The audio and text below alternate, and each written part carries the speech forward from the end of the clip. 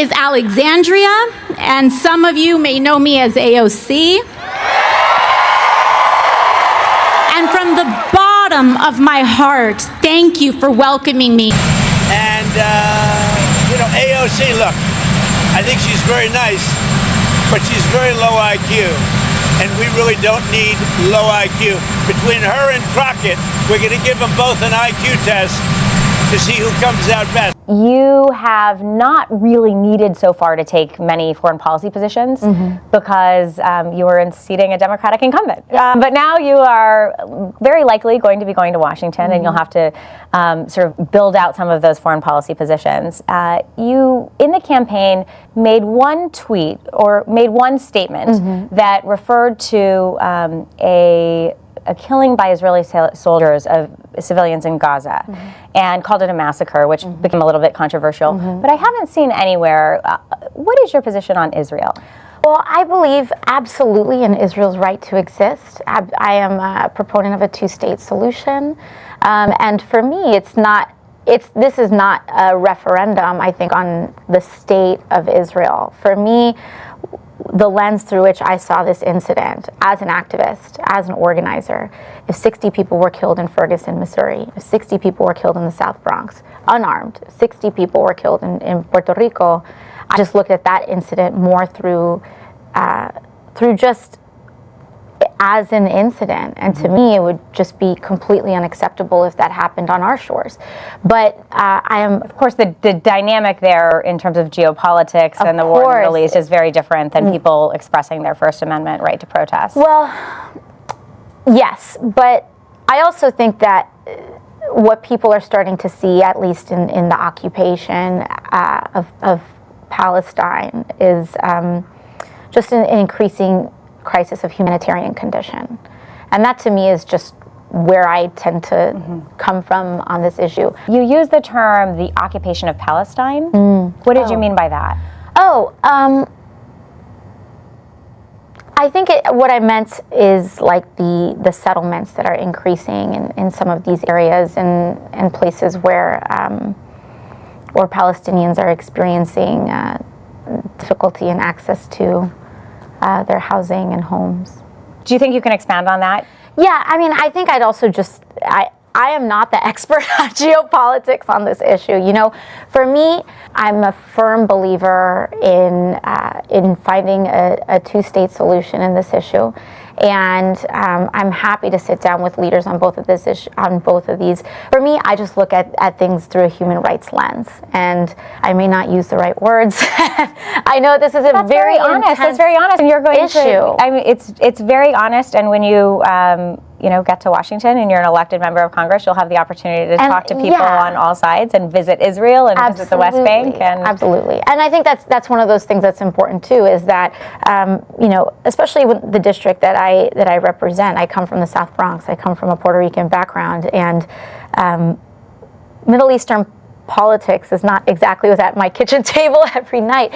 But I also recognize that this is an intensely important issue for people in my district, for Americans across the country. And I think what's at least important to communicate is that I'm willing to listen and that I'm willing to learn and evolve on this issue, like I think many Americans are. As a millennial progressive, how do you reflect on President Obama's legacy? You know, I think for me, I try to look through President Obama's legacy through as clear eyes as I possibly can. You know, I think that he mobilized. I certainly phone banked for him in 2008 as a young college student, and I think that I acknowledge that he came in, his administration came in at a very difficult time. You know, he came in the pitch of a financial crisis. He came in to just, I think, unprecedented obstructionism from the Republican Party. He came at a time when I believe that the Republican Party started putting party over people. And that has created just a very destabilizing dynamic. I think that he tried. You know, I think he did his best. I do have my critiques. You know, I think that we got a little bit too corporate friendly in terms of policies, in terms of how we recovered from the financial crisis. I don't agree with all of our foreign policy and drone strikes. But I also acknowledge that we did make progress during his presidency. And I do think that it's my responsibility and our generation's responsibility to build on that. Well, with any luck, you'll be going to Congress, and you'll be able to do that, hopefully, when you get to Washington. The set of skills that it took for you to canvass the district, the 14th District of New York, to identify who your voters could be, to get them registered and to the polls, was an extraordinary feat. And it's a set of skills that got you to the point now where you're going to go to Washington, and now you have a whole new set of challenges in terms of integrating the ideas that you've espoused and been elected on into a democratic establishment that is pre-existing. So have you thought about how you're going to be effective as a spokesperson for a new set of ideas? I actually don't think that once you win an election, you put down your clipboards and you just head to Washington and you use a totally different set of skills. There are certainly additional skills that you need when you get there, but I'm a firm believer in the fact that organizing never stops and organizing never ends. And I actually believe that there's a profound amount of power, persuasion, and influence that's possible when you organize outside that chamber to really impact what's going on inside that chamber. And one of the things that we kind of talked about on our campaign was people versus money. And I think that when you can organize a mass amount of people, you can create a lot of pressure on incumbents to change. And so for me, it's not, I don't intend to put down my bullhorn. I think that if anything, we've been trusted with a much larger one. And my constituents have hired me. They have voted for me to be a very fierce and unapologetic voice in Washington. And I don't think that that necessarily means antagonistic. I don't think that it means that you fight for the sake of fighting, but I do think it means that you don't compromise your values and your message. And I hope to at least be that kind of voice of clarity in Washington in a time when there seems to be so much discord. You gave a very forceful speech on the House floor Friday about the humanitarian crisis in Gaza. You called on President Biden to cut off U.S. military aid to Israel. I think we have a clip of part of what you said. Let's roll that. If you want to know what an unfolding genocide looks like, open your eyes. It looks like the forced famine of 1.1 million innocents. We must write our story in this moment of what it means and who we are as Americans. And our story must be not that we were good men who did nothing. Clearly, not enough aid is getting in. Clearly, the conditions for the Palestinian people are horrific and much more needs to be done. Genocide is a word that has serious and specific connotations and allegations. It's defined by the intent to destroy in whole or in part a national, ethnic, racial, or religious group. So you, just to clarify here, you believe the Israeli military, the Israeli government are actively trying, they intend to destroy the Palestinian people, and not that what's happening is horrible, but it's happening because Israel is going after the terrorists of Hamas who attacked them on October 7th, and Hamas embeds within the civilian population? Well, Jake, you're absolutely right.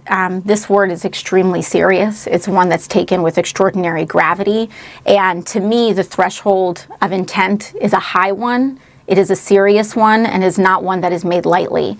However, when we look at the precipice of what is happening with a forced famine of 1.1 million Gazans, where multiple governments, NGOs, and even officials within the United States State Department have stated themselves plainly that the Israeli government and leaders in the Israeli government are intentionally denying, blocking, and slow walking this aid and are precipitating a mass famine.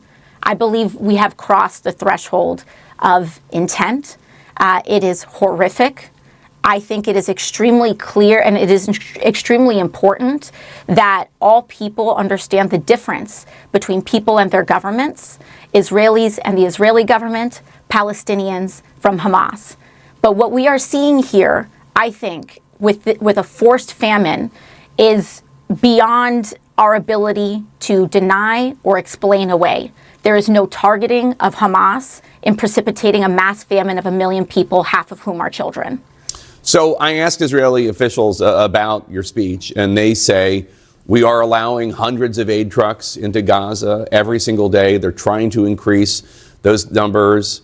They have to inspect the cargo to make sure no weapons are getting in, weapons that would be used by Hamas against the people of Israel. Israeli officials also argue this war could end tomorrow if Hamas freed the hostages and laid down the arms. Do you disagree? I do disagree, because when we are talking about famine, the actions of Hamas should not be tied to whether a 3-year-old can eat. The actions of Hamas do not justify forcing thousands, hundreds of thousands of people to eat grass as their bodies consume themselves. We and the Israeli government has a right to go after Hamas. But we are talking about a population of millions of innocent Palestinians. We are talking about collective punishment, which is injustifiable.